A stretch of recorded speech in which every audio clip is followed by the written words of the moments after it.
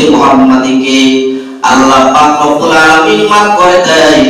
এর উম্মতে মুহাম্মাদীর দল ভালো করে শোনো, এক দুনিয়ার মুসলমান ভালো করে শোনো। তোমরা সারা রাত্র গভীর অন্ধকারের ভিতরে, সারা রাত্র গুনার ভিতরে কাটাইছো, সারা রাত্র গুনাহ করেছো। আল্লাহর পয়গম্বরের খাতিরে, আখির নবীর উম্মতের খাতিরে আল্লাহ পাক রব্বুল আলামিন বলে, বান্দারে সারা রাত্র গুনাহ করেছো, গুনাহ করতে করতে সকাল করে ফেলেছো।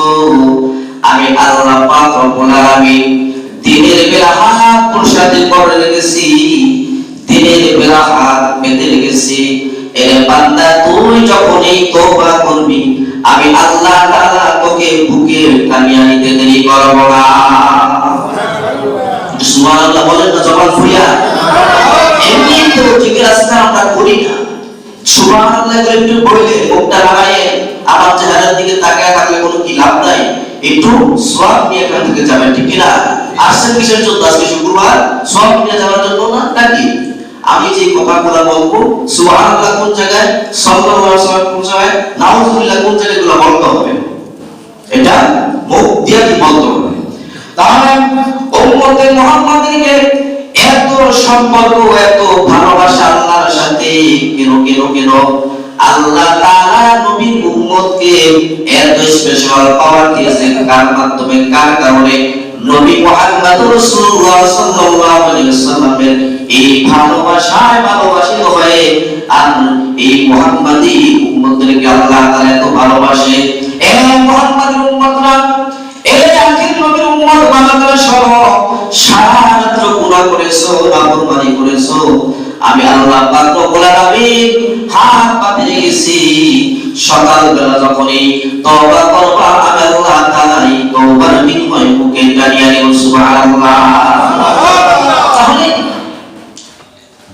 আমাদের নবী আদম আলাইহিস সালাম একটা ভুল করার কারণে 350 বছর পর্যন্ত আল্লাহ তাআলার কাছে ক্ষমা চায়া তারপরে মাফ পাইলে, আর আল্লাহ তাআলা এই উম্মতে মুহাম্মাদীকে এত ভালোবাসে, এত মহব্বত করে, সারা রাত তুই নাফরমানি করছো, সকালবেলা কি কর? তওবা কর, আমি আল্লাহ তাআলা তোকে ক্ষমা করে বুকের ভিতরে জড়ায় নিব।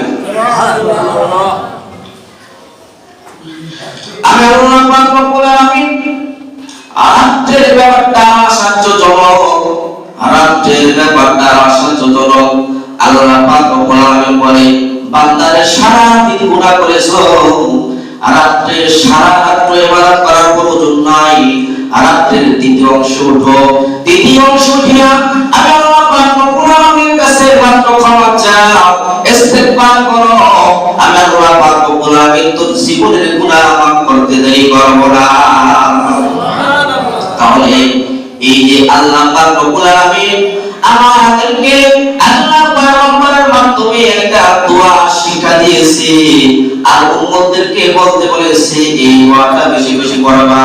আল্লাহুম্মা বারিক লানা ফি রজব ওয়া শাবান ওয়া বাল্লিগনা রমাদান।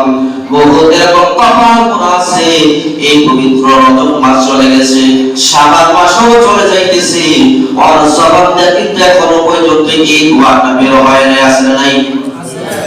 আছে না নাই? আর জবান থেকে তো এই দোয়াটা বের হয় নাই, কারণ ও তো এই দোয়ার সম্পর্কে জানে না, এই দোয়ার অর্থ কি, এই দোয়াটার ফজিলত কি। তাহলে আল্লাহ পাক রব্বুল আলামিন এই দোয়ার মাধ্যমে বান্দার হায়াত বাড়ায় দেয়, বান্দাকে রমজান মাস পর্যন্ত পৌঁছানোর জন্য, রমজান মাস পাওয়ার জন্য আল্লাহ পাক রব্বুল আলামিন মায়া নবী দয়ার নবী জবান দেয় এই দোয়াটা বের করে উম্মতদেরকে জানায় দিয়েছে, উম্মতরা তোমরা এই দোয়াটা করতে থাকবা, বেশি বেশি বেশি বেশি করতে থাকবা। হায়াত যদি শেষ হয়ে যায়, কিন্তু এই দোয়ার বিনিময়, এই দোয়ার ফজিলতে আমি আল্লাহ পাক রব্বুল আলামিন তোমার হায়াত বৃদ্ধি করে দিব। সুবহানাল্লাহ। তাহলে আল্লাহুম্মা বারিক লানা ফি রজব ওয়া শাবান। তাহলে আপনাদের কাছে একটা প্রশ্ন, যদি কোনো ব্যক্তি যদি একটা বড়ি বানায়, কি বানায়, একটা যদি ওষুধ বানায়, যে এই ওষুধটা যদি এক পাতা খায় খাইলে 1 মাস বাঁচবে, 2 দিন খাইলে 2 মাস বাঁচবে, 3 দিন খাইলে 3 মাস বাঁচবে। এইভাবে যদি এরকম যদি 7 দিন খায় তাহলে 7 মাস পর্যন্ত হায়াত পাইবে। আর যদি 12 বছরে যদি খাইতে থাকে 12 বছর হায়াত পাইবে। এরকম বড়ি যদি কেউ বানায় তাহলে আমাদের সকলেই সবাই কি করব, ওই বড়ি কিনা খাইব, খাইব কিনা? খাইব না?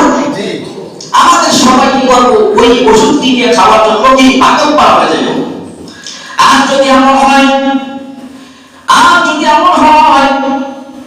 একটা কোর্স খাওয়ার ফলে 1 বছর পর্যন্ত হায়াত পাইব। একবেলা যদি ওষুধ খায় দেখবেন এরকম এখন বর্তমানের ভিতরে রোজ হয়ে গেছে, একবেলা খাইলে 7 দিন পর্যন্ত খাওয়া লাগবে না। এরকম ওষুধ আছে নাই? হ্যাঁ, এরকম ওষুধ আছে একবেলা খাইলে 7 দিন পর্যন্ত খাওয়া লাগবে না। তাহলে আপনাদের কাছে প্রশ্ন হলো, যদি এমন যদি পৃথিবীর ভিতরে কোনো ব্যক্তি যদি একটা ওষুধ বানায় যে একবেলা খাইলে কি করবে, 1 মাস বাঁচবে, আর 2 বেলা খাইলে এরকম 2 মাস বাঁচবে, 3 বেলা খাইলে 3 মাস বাঁচবে, 12 বছর যদি খায় তাহলে 1 বছর বাঁচবে, অথবা 12 বছর এরকম যদি বড়ি বানায় যে একবার খাইলে 12 বছর পর্যন্ত বাঁচবে, তাহলে ওই যে ওষুধ বানাইলো ওই ব্যক্তি কিন্তু ওষুধ খায়, ওষুধ উনি বিক্রি করবে না। ওই ব্যক্তি চিন্তা করবে আমি কি করব, 12 বছর বাঁচবো, আর সময় মারা যাবে, আমি যদি বাঁচে যাই পৃথিবীর সব সম্পত্তির মালিক আমি হয়ে যাইব। ঠিক না? এরে ভাই, আজ পর্যন্ত পৃথিবীর শুরু থেকে নিয়ে আজ পর্যন্ত, আজ থেকে নয় কাল কিয়ামত পর্যন্ত এমন কোন ওষুধ আবিষ্কার হয় নাই যে ওষুধের মাধ্যমে মানুষ হায়াত পাইবে, যে ওষুধের মাধ্যমে মানুষ হায়াত বৃদ্ধি হবে। এমন ওষুধ পাই গেছে কিনা? এমন কোন ওষুধ আবিষ্কার হয় নাই। আজ থেকে পৃথিবীর শুরু থেকে নিয়ে এমন কোন পরিবাই হয় নাই যেটা খাইলে মানুষ বাঁচিয়ে থাকবে। পাই গেছে কিনা? এমন কোন ওষুধ আবিষ্কার হয় নাই, আর কোনদিন হইব না, হইবে না। তাহলে আল্লাহর পয়গম্বর জনাবে মুহাম্মদ রাসূলুল্লাহ সাল্লাল্লাহু আলাইহি ওয়াসাল্লাম বলেন, হে উম্মত ভালো করে শোনো, তোমরা যদি কি করো এই দোয়াটা বেশি বেশি পড়ো তাহলে আল্লাহ পাক রব্বুল আলামিন তোমাদেরকে হায়াত বৃদ্ধি করে দিবে। যদিও হায়াত না থাকে আল্লাহর পয়গম্বর বলে যদি কোনো ব্যক্তি রজব মাসে যদি এই দোয়াটা পড়ে, রজব মাসে যদি সে মারা যায় তাহলে রমজান মাস পাইল না, শাবান মাসও পাইল না। আল্লাহ পাক রব্বুল আলামিন বলে এই দোয়াটা পড়ার বিনিময়ে আল্লাহ পাক রব্বুল আলামিন তাকে শাবান এবং রমজান মাস এবং ওই কদর রাতে যত সে ইবাদত করত আগামী সকল ইবাদতগুলোকে আল্লাহ পাক রব্বুল আলামিন জমা করিয়া ওই বান্দার আমলনামার ভিতরে দান করে দিবে। সুবহানাল্লাহ। তারা যদি কোনো ব্যক্তি কি করত এই রজব মাসে যদি কি করত এই দোয়াটা পড়িয়া হয়তো যদিও রমজান মাস পর্যন্ত হায়াত নাও পাইতো, আল্লাহ যদি নিয়েও যাইতো, কিন্তু এই দোয়াটা পড়ার কারণে ওই ব্যক্তিকে আল্লাহ তাআলা লাইলাতুল কদর লাইলাতুল বরাতে যত ইবাদত করত এই ইবাদত করার সওয়াব আগাম আল্লাহ তাআলা তাকে দিয়া তাকে জান্নাতের ভবন বানিয়ে দিত। তাহলে এই দোয়াটা আমরা সবাই পড়ে নিব ইনশাআল্লাহ। আল্লাহুম্মা বারিক লানা ফি রজব ওয়া শাবান ওয়া বাল্লিগনা রমাদান। এই দোয়াটা যদি কোনো ব্যক্তি পড়ে তাহলে 3 মাস পর্যন্ত হায়াত বাড়ায় দেয় কি আল্লাহ তাআলা। তাহলে আমরা যখন কি করলাম রজব মাসে করলাম, রজব মাসে হায়াত পাইলাম, এরপরে শাবান মাসে পড়লাম, শাবান মাসে হায়াত পাইলাম, এরপরে রমজান পর্যন্ত হায়াত পাইলাম, তাহলে আমাদের থেকে রজব মাস চলে গেছে, তাই না? এখন আমাদের সামনে এখন বর্তমানে শাবান মাস চলতেছে। এই শাবান মাস যদি আমরা পড়তে থাকি তাহলে আগামী রজব মাস পর্যন্ত হায়াত দান করে আল্লাহ তাআলা হায়াত দান করে দিবে। ওই শাবান মাস পর্যন্ত ওই আগামী বছরের যে রজব মাস আসবে, ঠিক না? আগামী আবার রজব মাস আসবে, ওই রজব মাস পর্যন্ত আমার আল্লাহ পাক রব্বুল আলামিন আপনাকে আমাকে এই দোয়া করার কারণে আল্লাহ পাক রব্বুল আলামিন আগামী রজব মাস পর্যন্ত হায়াত দান করে দিবে। রজব মাস তো শেষ না? তাহলে এই রজব মাস শেষ হওয়ার পর আমরা এখন শাবান মাসে পড়তেছি নাকি? তাহলে এই শাবান মাসে পড়তেছি, শাবান মাসে পড়ার কারণে শাবান মাসে পড়তেছি, তাহলে শাবান মাস পড়ার কারণে কি পড়তেছি? আল্লাহুম্মা বারিক লানা ফি রজব ওয়া শাবান। আমাদের থেকে কি রজব মাস চলে গেছে, আগামী আবার রজব মাস আসতেছে। তাহলে আল্লাহর পয়গম্বর বলেন যদি কোনো ব্যক্তি এই দোয়াটা পড়ে আল্লাহ পাক রব্বুল আলামিন তাকে ওই আগামী রজব মাস পর্যন্ত 11 মাস পর্যন্ত হায়াত আল্লাহ তাআলা বাড়ায় দিবে। তাহলে দোয়ার বিনিময়ে কি হয়? হায়াত বৃদ্ধি হয়।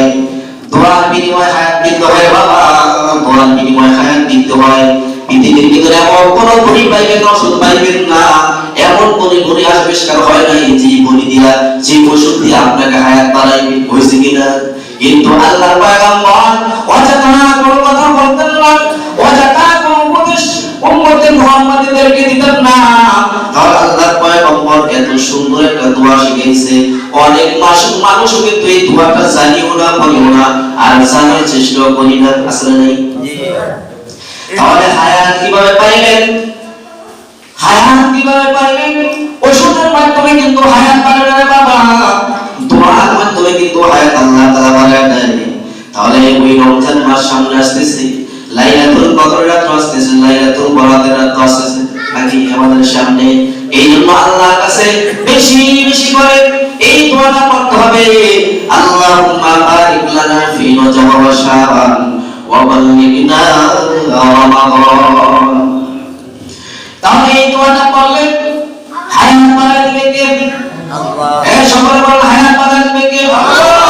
আমরা দোয়াটা করব ইনশাআল্লাহ, আমরা সবাই দোয়াটা করব।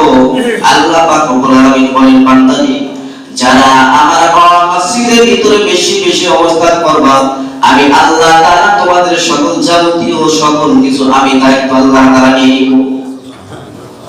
যারা মসজিদে বেশি বেশি অবস্থান করবে, যারা নামাজ পড়বে, আল্লাহ পাক রব্বুল আলামিন বলেন তোদের সকল হাজতগুলা সকল প্রয়োজনগুলোর দায়িত্ব আমি আল্লাহ তাআলা নিয়ে নিব, সকল কিছুর ভার দিলাম তো আমি আল্লাহ তাআলা হয়ে যাইব। তাহলে বলেন দেখি আমাদের গ্রামের ভিতরে আমাদের এলাকার ভিতরে শতকরা 90% মানুষ কি করে না? নামাজ পড়ে না, নামাজ পড়ে না। শতকরা 90% মানুষ নামাজ পড়ে না, 10% মানুষ নামাজ পড়ে। তাহলে এই মানুষের কিন্তু অভাব কিন্তু দূর হবে না, দূর হবে নি, অভাব কিন্তু লেগে থাকবে। আর যারা নামাজ পড়বে অভাব এগুলো অনটন সব দূর করে দিবে কে? আল্লাহ। সকল বিপদ আপদ দূর করবে কে? আল্লাহ তাআলা কিন্তু দূর করবে। দুনিয়ার কোন ডাক্তার, দুনিয়ার কোন বৈজ্ঞানিক, দুনিয়ার কোন যারা রাতার পর্যায়ে আছে, যত কাজ কুতুব আছে, পীর ওলি আল্লাহ আছে, কিন্তু কেউ কোনো দিন হায়াত দিতে পারে না, হায়াত দিতে পারবে না। যারা কি করবে? আল্লাহ তাআলা মসজিদে আসবেন আর এই দোয়া বেশি বেশি পড়বেন, আল্লাহ পাক রব্বুল আলামিন এই দোয়ার ফজিলতের বিনিময়, এই দোয়ার বিনিময় আল্লাহ তাআলা সকল কিছুর সকল সমাধান আল্লাহ তাআলা করে দিবে। আসবো কি মসজিদে ইনশাআল্লাহ? আসবো তো ইনশাআল্লাহ। আসতেছে সামনে কি রমজান মাস, হ্যাঁ আমরা সবাই জানি, আমরা সবাই জানি। তাহলে আমাদের সামনে অতি নিকটে রমজান মাস চলে আসতেছে।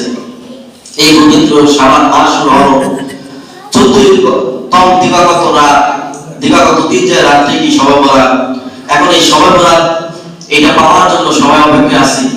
এই শবে বরাত কি? শবে বরাতের একদিন এসে কি পুরা একবারে আল্লাহকে পায়া বানাইব, জান্নাত কায়েম করে নিব, এরকম বলে যে ধারণা করে আছে।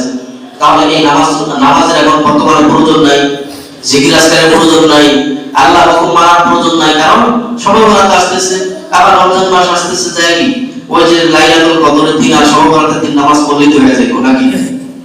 হ্যাঁ, এরকম অনেকে ধারণা করে বসে আছে। এরকম ধারণা করে বসে থাকলে চলবে না, কারণ এখন থেকে আমার পরিস্থিতি গ্রহণ করতে হবে। যেহেতু সামনে আসতেছে লাইলাতুল বরাতের রাত, এরপর আসছে মায়া রমজান মাস, এখন থেকে আমরা একটু হিম্মত করি, আমরা একটু সাহস করি যে পবিত্র মাহে রমজান মাসে আমরা বেশি বেশি ইবাদত করব, আর এই শাবান মাসে আমরা বেশি বেশি ইবাদত করব। এভাবে যদি আমরা করতে পারি তাহলে পবিত্র মাহে রমজান মাসে আমরা বেশি বেশি ইবাদত বন্দেগী করতে পারবো। আল্লাহ তাআলা আমাদের সবাইকে তৌফিক দান করুন, বলেন আমিন। তাহলে দেখেন, এই যে আমি বলছিলাম যে উম্মতে মুহাম্মাদীদেরকে আল্লাহ তাআলা এত পাওয়ার, এত ভালোবাসেন, এত মহব্বত করছেন, এত প্রিয় উম্মতে মুহাম্মাদীর সাথে। দেখেন আসাসিন মিস্টার ইবলিস, এই শয়তান, উনি আল্লাহ তাআলার রহমত থেকে বঞ্চিত হয়ে গেল। উনি একদিন নয়, দুই দিন নয়, 7 লক্ষ বছর পর্যন্ত উনি ইবাদত করেছেন। এই শয়তান কি করছে? আসাসিন 7 লক্ষ বছর পর্যন্ত ইবাদত করছে। ইবাদত করার পরে আল্লাহ তাআলার রহমত থেকে যখন তাকে কি বিতাড়িত করে দিল, তখন সে বলতেছে, আল্লাহ এই যে আমি 7.5 লক্ষ বা 7 লক্ষ বছর পর্যন্ত ইবাদত করলাম, এর বিনিময়ে আমাকে কিছু দিবেন না?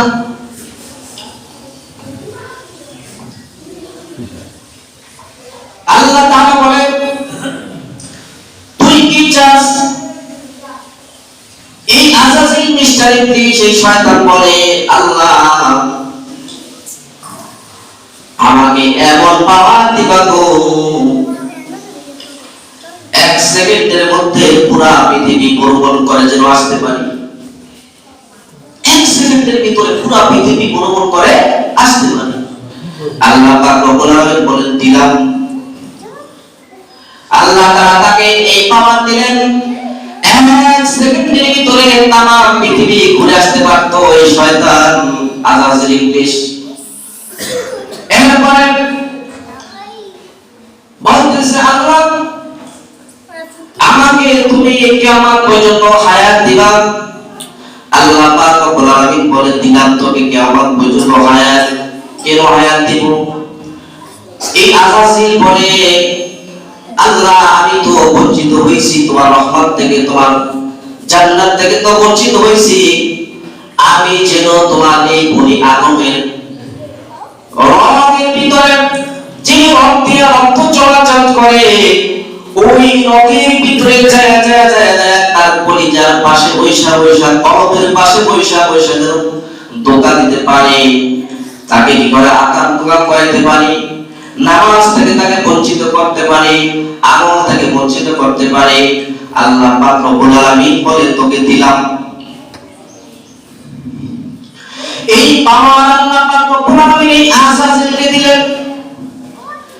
এরপর আল্লাহ পাক রব্বুল আলামিন বলেন, তুই আর কি চাস? বলতেছে, আল্লাহ